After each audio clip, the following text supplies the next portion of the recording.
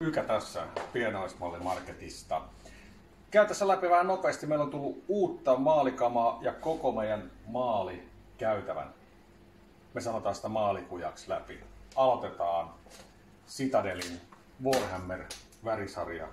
Meiltä löytyy koko setti välineet. Uutena, tuus vähän lähemmäksi. Cobran automaalit menee todella hyvin kaupaksi. Niitä meiltä löytyy koko sarja. Sitten ihan uutena juuri fresh.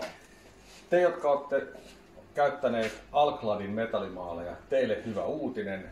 Ne löytyy nyt A-Stand nimellä. Mick Ammo toimittaa niitä ja löytyy koko sarja. Löytyy myös AK:n Extreme Metalleja. Sitten perinteisesti Tamiyan maaleja meillä löytyy koko sarja. Ne on ollut erittäin suosittuja. Meillä on myös Gunzen metallivärit ja Gunzen värisarjat. Sitten AK:n kolmas generaatio löytyy kokonaan. Siellä on perusvärit ja sitten siellä on nämä maakalusto, figuuri ja lentokonesarjat. Valeolta löytyy mahtava kattaus. Meillä on pelejä varten Game Color, sitten on maaliruiskuversiot ja pensseliversiot. Lisäksi löytyy Valeon kaikki tämmöiset diorama- ja säästysvälineet sekä uudet Game Colorit. Ja myöskin lakat ja primerit. Ja niitä löytyy nimenomaan vesiohenteisia löytyy erittäin hyvin, ettei tarvitse käyttää lakkapohjaisia.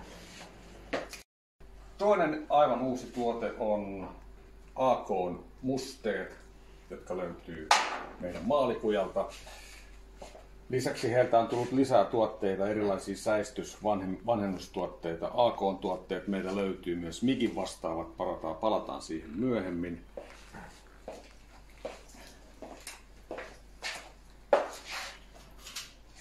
Öljyvärituubit ja niiden lisäksi on tullut vesipoiset akryylivärit, joita itse asiassa itse käytän hyvin paljon. Täältä löytyy dry brush tuotteet Ammolta ja siihen on tullut jotain lisäyksiä. Tästä löytyy Gunzen lakka-akryylit, hyvin samantyyppisiä kuin nämä Tamiyan suositut lakka-akryylit. Ja niissä on myös metallivärit. Tässä on Mick Ammon säästys- ja vanhennustuotteiden räkki.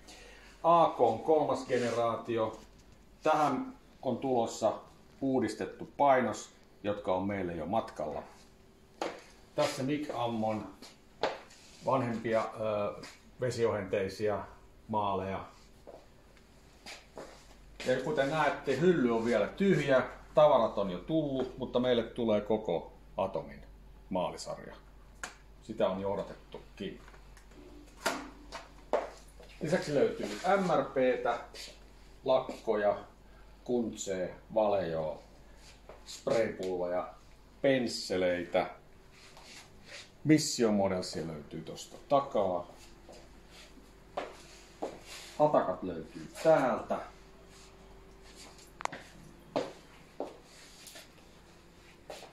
Tästä löytyvät hatakan maalit. Sitten vielä tänne, kun menemme. Maskiteipit on tietysti niitä paljon. Sitten täältä löytyy erilaisia putsausvälineitä. Tamiyan hyvät panellinerit, lisää lakkoja. Gunzen hyvät surface primerit. Erilaiset metallituotteet, kitit, kiilotusvälineet, hiontavälineet ja akryylikynät sekä Tamiyan säistystuotteita. Maskitavaraa myös nestemäisenä hyödyllistä esimerkiksi noiden kirkasosien maskaamiseen maalisarjaa löytyy myös Valejolta. Tossa olikin jo Atomin uudet maalisarjat. Oi.